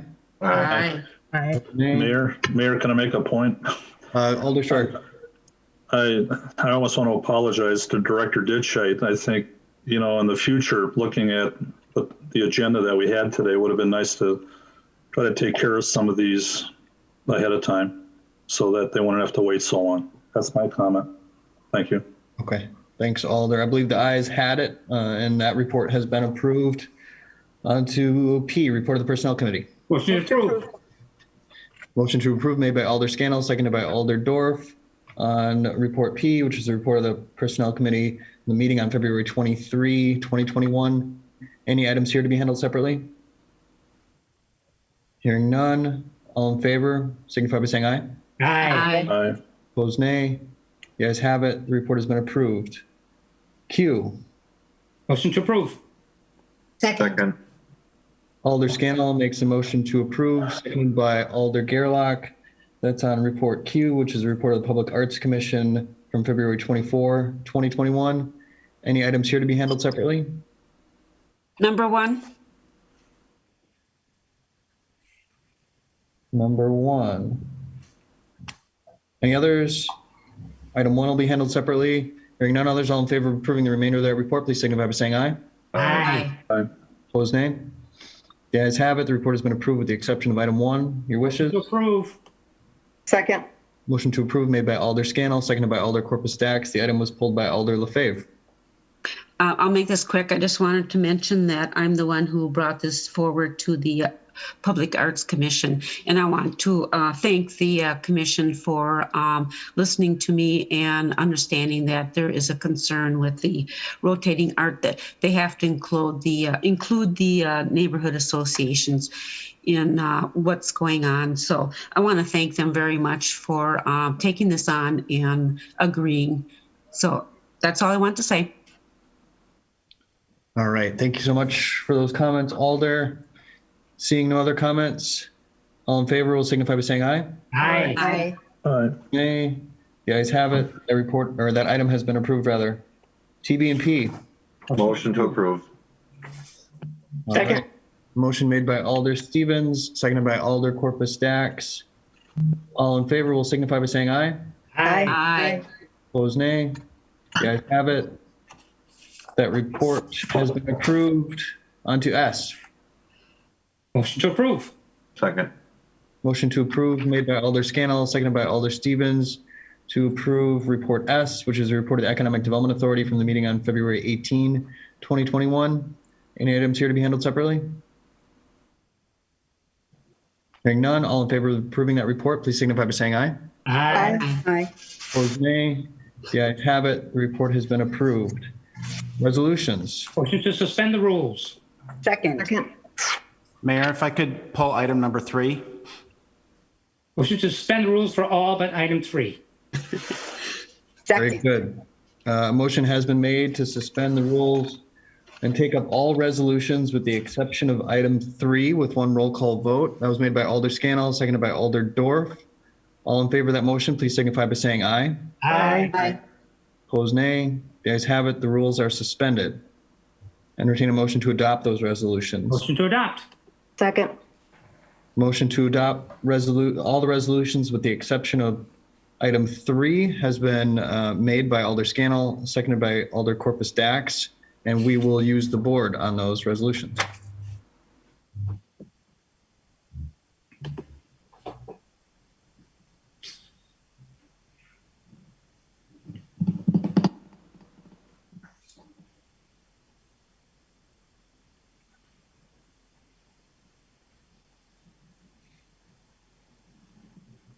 Those are adopted unanimously, 12-0.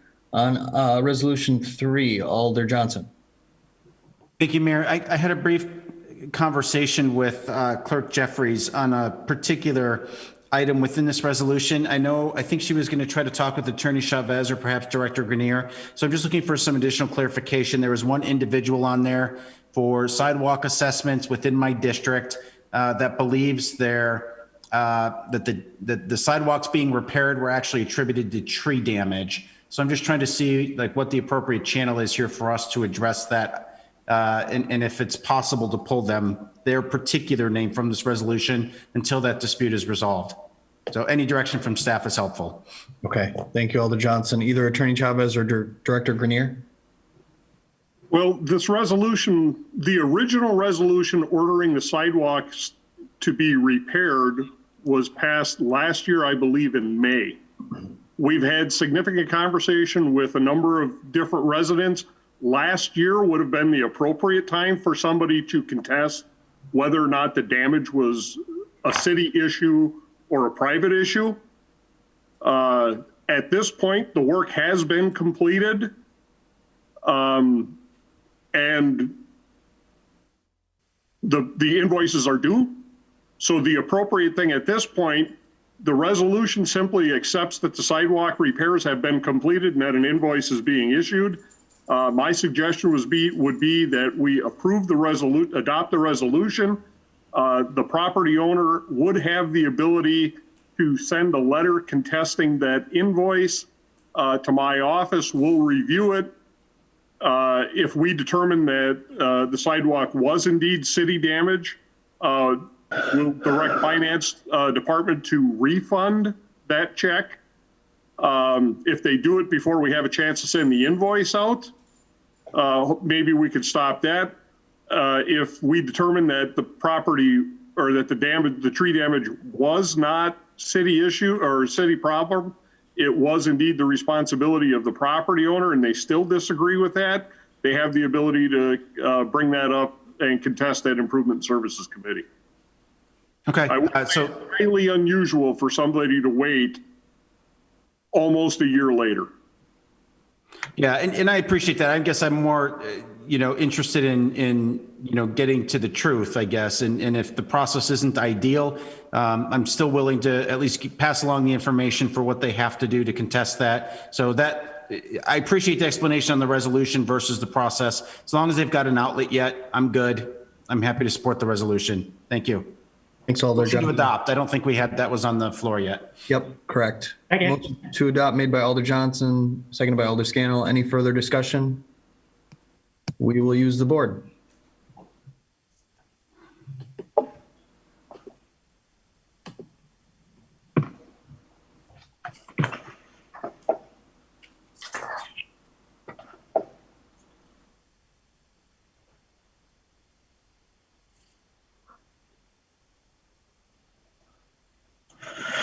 That is unanimous. On to ordinance's first reading. Motion to advance. Second. Motion to advance made by Alder Scannell, seconded by Alder Stevens. Any discussion? All in favor, please signify by saying aye. Aye. Opposed, nay. The ayes have it, and this ordinance has been advanced to its final adoption. Petitions and communication. Right. Do we have any? All right, adjournment. Motion to adjourn. Motion to adjourn made by Alder Scannell, seconded by Alder Dorf. All in favor, signify by saying aye. Aye. Opposed, nay. The ayes have it. We're adjourned. Thanks, everybody. Bye.